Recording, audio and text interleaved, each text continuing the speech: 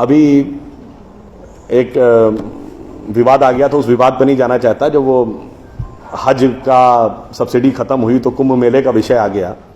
कुंभ मेला हम सब जानते हैं। कुंभ मेले का एक एस्पेक्ट आप लोगों ने कभी ध्यान दिया है? कुंभ मेला कितने साल में एक बार पड़ता है? 12 साल में। 12 साल में एक बार क्यों पड़ता है?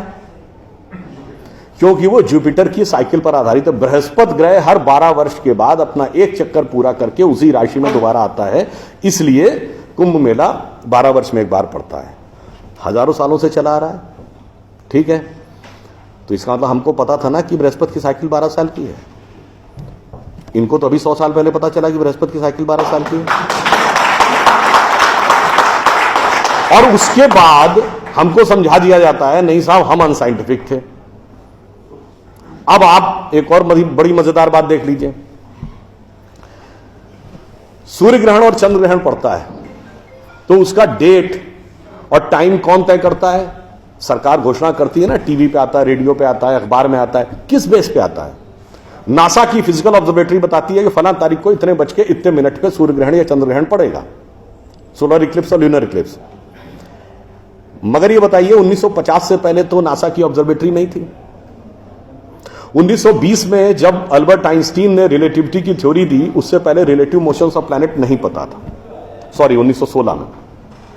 1920 में एडविन हबल एक साइंटिस्ट हुए जिन्होंने एक्सपेंडिंग यूनिवर्स की थ्योरी दी, उससे पहले एक्सपेंशन ऑफ यूनिवर्स नहीं पता था।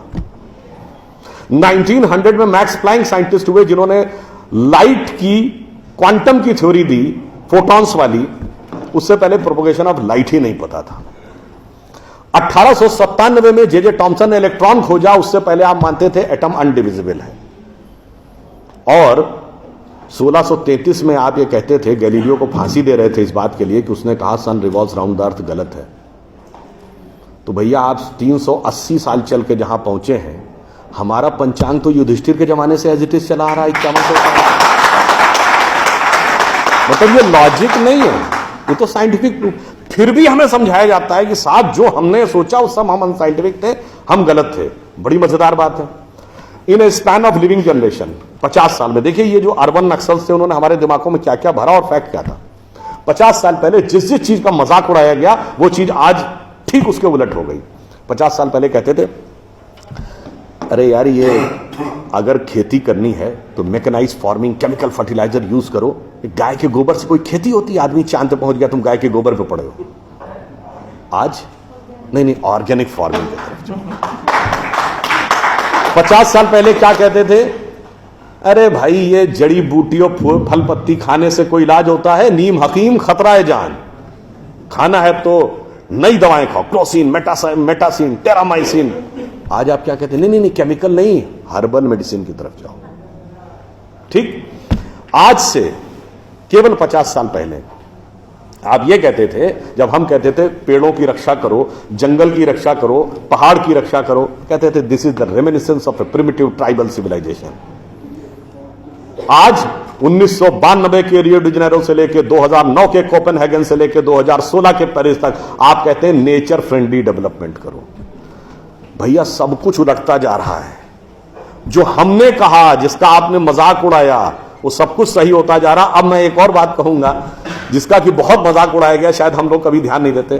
भारत में यह कहा जाता था कि ज्ञान प्राप्त करना है तो ध्यान लगाओ। संत महात्मा जाके गुफा में ध्यान लगाते थे, पीर फकीर जाके कहते थे इल्हाम हो जाएगा। लोग कहते थे क्या बेवकूफ है, हाउ इज इट पॉसिबल? ऐसा कहीं हो सकता है क्या कि जाके ध्यान लगाया और ज्ञान प्राप्त हो गया? If you want to attain knowledge you must outreach, understand the things, meet the people, visit the place, like what Darwin has done. अब 50 साल बाद मैं आपसे पूछता हूं, आपको न्यूयॉर्क टाइम्स अखबार पढ़ना है तो 2 रास्ते हैं। एक, यहां से दिल्ली से न्यूयॉर्क की फ्लाइट पकड़िए, 16 से 22 घंटे लगेंगे डिपेंडिंग अपॉन योर फ्लाइट, और आज का अखबार कल पढ़िए। और दूसरा है कि मोबाइल पे डाउनलोड करिए खट से और पढ़ लीजिए। क्यों? आपके हाथ में डिवाइस है, जिसने डिवाइस बनाई उसने सॉफ्टवेयर भी बनाया है, और जिसने सॉफ्टवेयर बनाया उसने सपोर्टिंग नेटवर्क भी बनाया है। उसी ढंग से हमारा शरीर एक डिवाइस है, तो इसके अंदर मन, बुद्धि, चित्त, अहंकार और कॉन्शियसनेस एक सॉफ्टवेयर है, और उसका कनेक्टिंग नेटवर्क भी है। बस नेटवर्क से कनेक्ट होना है और सब डाउनलोड है। और अंत में मैं एक उदाहरण दूंगा। सब कुछ कहा जाता था कि पैसे के कारण शोषण हुआ, इसलिए खड़े हो जाओ, लोगों के साथ भिड़ जाओ। हमारे यहां परंपरा में त्याग का महत्व था। हम आपसे पूछें, दो राजा बताइए जो सबसे बड़े महान माने गए भारतीय संस्कृति में, राजा राम और राजा हरिश्चंद्र। दोनों इसलिए कि त्याग किया, इसलिए नहीं कि बड़ा बड़ा इलाका अलेक्जेंडर द ग्रेट की तरह कब्जा कर लिया। अब मैं एक आपको उदाहरण देता हूं, वो त्याग कैसे समाज में रचा बसा था। हमारे पूज्य संतों में से एक हुए संत रविदास, काशी के रहने वाले थे।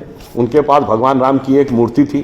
काशी नरेश उनके पास गए, कहा जाता था इतनी सिद्ध मूर्ति है, आप कृपया इसे मुझे दे दीजिए। ऐसी मूर्ति राजा के पास होनी चाहिए राजभवन में, ना कि इसमें मैं इस मूर्ति के वेट का 10 गुना सोना आपको दे दूंगा। उन्होंने मना कर दिया। उन्होंने कहा जी इसके वेट का 100 गुना सोना दे दूंगा। उन्होंने मना कर दिया। तो राजा को थोड़ा क्रोध आ गया। उसने कहा ऐसा है रैदास जी, आज जिस झोपड़ी में रह रहे हैं इसमें जितना सोना आ सकता हो नीचे से ऊपर तक उतना भर लीजिए, उतना मैं आपको देने को तैयार हूं। तो एक बार उनकी पत्नी का मन आया कि भाई ऐसा बढ़िया ऑफर नहीं मिलेगा, अब हमें इस पर विचार कर लेना चाहिए।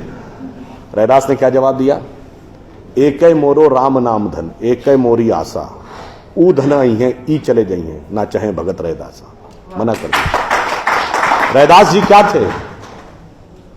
वो जूते बनाते थे, आज की परिभाषा के अनुसार दलित थे। अब आप आइए, संत कबीर जुलाहा थे, आज की परिभाषा के अनुसार ओबीसी। जब उन्होंने, उनके बेटे ने भगवान के भजन के बजाय पैसा कमाना शुरू किया तो कबीर ने क्या कहा? उनके बेटे का नाम था कमाल। उन्होंने कहा बूढ़ा वंश कबीर का, उपजा पूत कमाल, और हरि का भजना छोड़ के घर ले आया माल। यानी उन्होंने उसको डिस्कार्ड किया। आप त्याग में रह के दिखाएंगे। अब आप आइए, मीराबाई राज परिवार की थी आज के हिसाब से, फॉरवर्ड। और उन्होंने क्या कहा? पायो जी मैंने राम रतन धन पायो, और जन्म जन्म की पूंजी पाई बाकी सबे लुटायो। उन्होंने भी पैसे की तरफ नहीं रहा।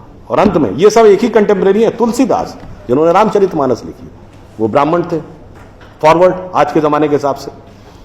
कहा जाता अकबर उनके पास गए। अकबर ने कहा कि आप हमारे दरबार में आकर स्थान ग्रहण करिए, हम आपको 60,000 की मनसबदारी देंगे। उस जमाने में मनसबदारी एक रैंक होती थी। तो जैसे 40,000 की मनसबदारी वॉज मैक्सिमम, 60,000 का मतलब हुआ कि राजा के बाद सबसे बड़ा स्टेटस आपका होगा। तो तुलसी ने क्या जवाब दिया? हम तो सेवक राम के हियो धरो दरबार, हमारे तो हृदय में भगवान राम का दरबार धरा हुआ है। तुलसी का अब होएंगे नर के मनसबदार। ये मैंने क्यों बताया? जो बातें ये अर्बन नक्सलिस्ट समझाते हैं कि शोषण किया गया, कैपिटलिज्म किया गया, अगर मार्क्स ने कहा धर्म एक अफीम है जो गरीबों को पिला दी जाती है ताकि अमीर उस पर हुकूमत करता रहे, पर यहां ऐसा नहीं था। मैंने दिखाया समाज का निचला वर्ग हो, मध्यम वर्ग हो, उच्च वर्ग हो, राज करने वाला वर्ग हो, सबने कहा जो त्याग करेगा वो महान होगा। इसीलिए हमारे यहां महात्मा गांधी महान हुए, ना कि प्रधानमंत्री रहने वाले नेहरू महान। तो इसलिए मैं अंत में ये कहूंगा आप सभी लोगों से कि ये जो मायावी रावण साधु का वेश बना के आता है, सूक्ष्म दृष्टि से इसको समझिए और आश्वस्त रहिए कि वो चाहे कितना भी मायावी हो, अंत में विजय हमारी ही होगी, क्योंकि हम आज दुनिया के यंगेस्ट नेशन है। जैसा अभी नलपत जी ने कहा ना कि भाई people like us we are in minority. हम देश दुनिया के सबसे युवा देश हैं, यह सत्य है, मगर यह अर्ध सत्य है। हम सबसे युवा देश और सबसे प्राचीन सभ्यता है।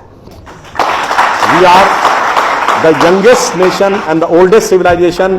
तो एक गौरवशाली हमारा भूतकाल है और एक शानदार भविष्य है जो हमारी प्रतीक्षा कर रहा है। बस बीच के इस माया के प्रपंचों को से हम बचे रहें तो कहीं कोई संदेह नहीं। एक पंक्ति कहकर समाप्त करूंगा कि गौरवशाली था भूत, भविष्य भी महान है, अगर संभालें आप उसे जो वर्तमान है। धन्यवाद।